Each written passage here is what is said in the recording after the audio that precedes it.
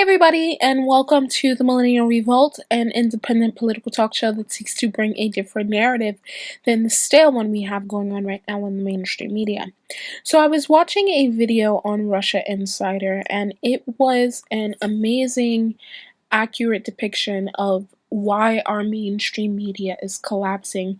Martin Chef just hit the nail on the head in every single point, and apologies if I do pronounce his name wrong. I watched the whole forum, and I will have a link in the description so you guys can watch it too. But in this 12-minute video, he basically sums up everything that a lot of people on the left and the right and alternative media has been saying for years. So I hope you guys enjoyed the video, and you have a wonderful day. Bye. For the Online Post-Examiner newspaper chain and a senior fellow of the American University of Moscow. He's received 3 Pulitzer Prize nominations for international reporting and has reported from 70 countries and covered 12 wars. I never heard of an Irishman who didn't want to speak from the highest position he could get away with. I am Irish, so anyway, first of all, a horror lesson from history, a brief story, hardly known. In 1911, the British Parliament passed an updated version of the Official Secrets Act. It was in practice what Harry Truman, arguably one of our most overrated presidents, did when he created the national security state in 1947. It institutionalized over the previously entirely independent British press the very subtle but skillful manipulation of government control. And there were dozens of independent newspapers in London alone, let alone 2 or 3 competing ones in every major rural centre. 3 years later, Britain went to war with Germany, a totally avoidable war. It's relevant to mention here an outstanding new book by a great Australian academic. We've got some Australian heroes here in this delivery. Douglas Newton, The Darkest Days. I recommend it to all of you. It came out in the last few months. How avoidable the British entry into war in 1914 was. How avoidable. First point. So Britain goes to war. And for the next 4 years, the narrative is dominated by a single press lord who owns the Times of London and the most popular tabloid newspapers in the world. Is this starting to sound familiar? Alfred Northcliffe, who owns the Daily Mail. And today, by the way, the Daily Mail is still the 3rd most read newspaper website on earth. Some things never change, right? Cheap patriotism, lots of pin-ups and lots of gossip about the Kardashians never fails. Right? For 4 years, the British public are told, the driving force from those 2 newspapers, but everybody else keeps it up, that the British generals in World War I are military geniuses. 1 million British boys are killed, another 1.5 million are seriously injured on the level of catastrophic injuries from our survivors, from our war fighters in Iraq today. As a result of World War I, 1 in 3 of every British male between age 18 and 45 in 1914 dies in the war or dies 20 to 40 years before their time. When I was growing up in Britain in the 1950s, there were still lots of genteel tea shops and a vast excess of lonely spinster ladies filling Britain. They were known as the 2 million. They were the 2 million ladies who died before their husbands or the loves of their lives could even meet them because they had been killed in World War I. And that is the price that was paid then for the suppression of truth and of a free media. Right? I think I have your attention.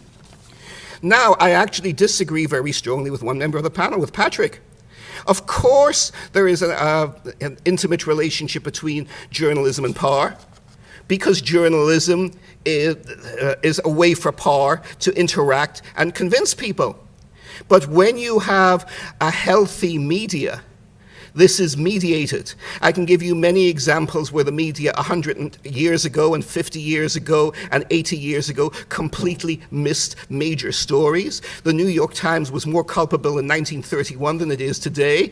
They were Holocaust deniers. They did not deny the extermination of the Jewish people in Europe in the 1940s. It was actually well reported in the New York Times, but in inside pages. But they did, the correspondent in Moscow totally denied the genocide of the Ukrainian people in the Holodomor from 1929, the famine genocide, to 1932, which killed up between 3 million to 10 million people. And the man who wrote that, Mr. Duranty, Walter Duranty, was awarded the Pulitzer Prize, and to this day the New York Times and Columbia University shamefully refuse to strip him posthumously of that prize. Shameful. Shameful. So this is nothing new. But at the same time, it works the other way. In 1968, Walter Cronkite, the embodiment of the media establishment, comes back from Vietnam after the Tet Offensive, and even while he's out there, he goes on screen while the US Embassy is still not being cleared of terrorists, and he basically tells the American people on CBS, and they run it, the war is lost. And Lyndon Johnson, a giant figure in both his strengths and his appalling weaknesses, but no fool politically, to put it mildly, turns to his colleagues and says, we have lost the war, because if I've lost Cronkite, I've lost Middle America. So it's not true that empire blots out truth. It tries to. We have a much bigger and more pervasive problem today. We have the collapse of the great journalistic culture of the United States and of the Western world. The disintegration of it, and in the remaining 5 minutes, I'll list the 6 points, gallop through them, and we can talk afterwards at leisure, or you can have questions on it. First of all, we have a generation of reporters who have the arrogance of the hyperpower.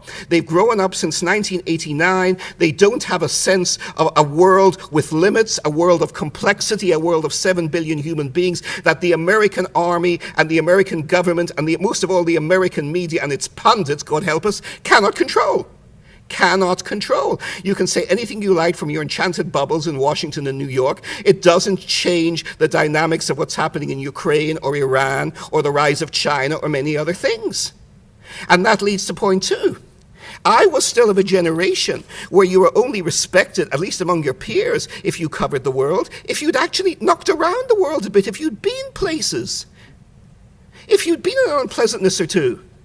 And in my personal case, this was compounded for the fact that I am from Northern Ireland, and I lived working professionally in a home city which was filled with terrorism and civil war in the late 1970s and early 1980s, when I was still there, starting out at a very low level, at the lowest imaginable level in journalism. And believe me, it's different. We despised the gung-ho British young correspondents from the Times and the Daily Telegraph who came in, and they basically had a hunting, shooting, fishing view of the war. You would go out hunting for the IRA with a special air service, like you would go on a fox hunt, or you would go shooting peasants, and the bad guys would get shot, and we'd get nice stories about it, splashed on page 1 of the Telegraph. But if you were living in Belfast at the time, and you had to cover the paramilitary gang leaders, and be polite to them and smile at their jokes, when you were knowing you were laughing at the jokes of people who killed with their own hands and tortured with their own hands, it's a very different kind of war. You get a very different perception of war, and the kind of ugliness that automatically comes out of wars.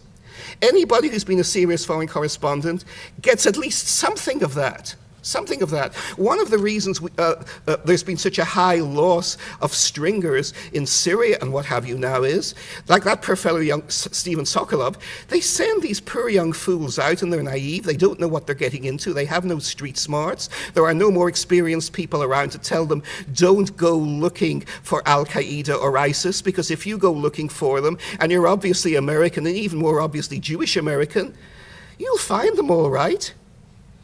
And that'll be the last thing you do. I mean, nobody told these poor kids anything like that. They go out there to make the world a better place, and then they're amazed when they get kidnapped and decapitated years later. You need to have professionals doing this kind of thing, people who, and even then, the best ones like Marie Colvin or Auntie Shadid will still die, but at least they know the risks. And I think the loss of people like that is irreplaceable. It's irreplaceable also because of another level of ignorance, the collapse of the American education system. There is no give and take. You have SAT scores, you have preferred tests. I see my kids all going through the system. Nobody is taught to question. There was more questioning in the Soviet Union, where everyone knew the system was a lie. Here, nobody has the conception of questioning. But these are the kids who become staffers on Capitol Hill, producers for all the media outlets. Most of these people who will hire a talking head to speak 2 minutes on any American media news outlet, they're in their 20s. They know no history. They've not been taught the concept of history. They have the attention span of a flea. They want someone who will come in and give them simple certainties for 2 minutes and not rock the boat. A personal experience from just a couple of months ago, when I ran foreign op-ed coverage, 2 minutes, at UPI.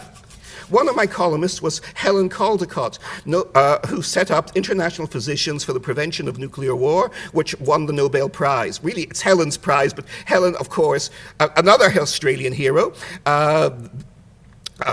insists it's the organizations. She gave a speech on Ukraine and the threat of nuclear war at the National Press Club. The Press Club advertised the meeting.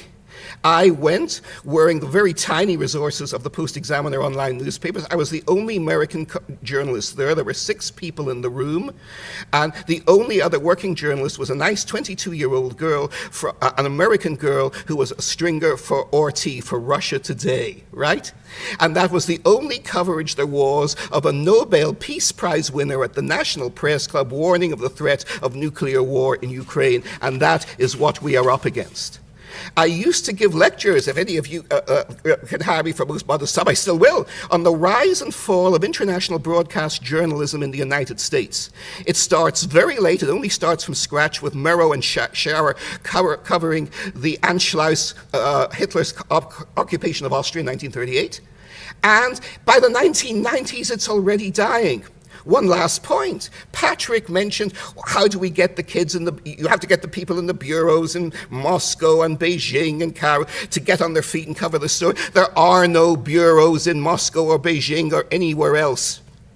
They've all been liquidated in the name of saving money. There was no money in it. The New York Times and the Washington Post are the only news organizations that even pretend to have any kind of experienced foreign coverage anywhere. And in Moscow, even before this crisis, the best New York Times people don't go to Moscow as they did in my time, or Washington Post people.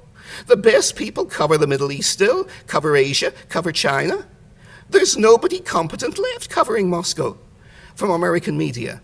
And the old media culture has collapsed, and we have to start from scratch. And not easy. One last very quick word of optimism, and that is the very thing that people are pessimistic about, I am optimistic about.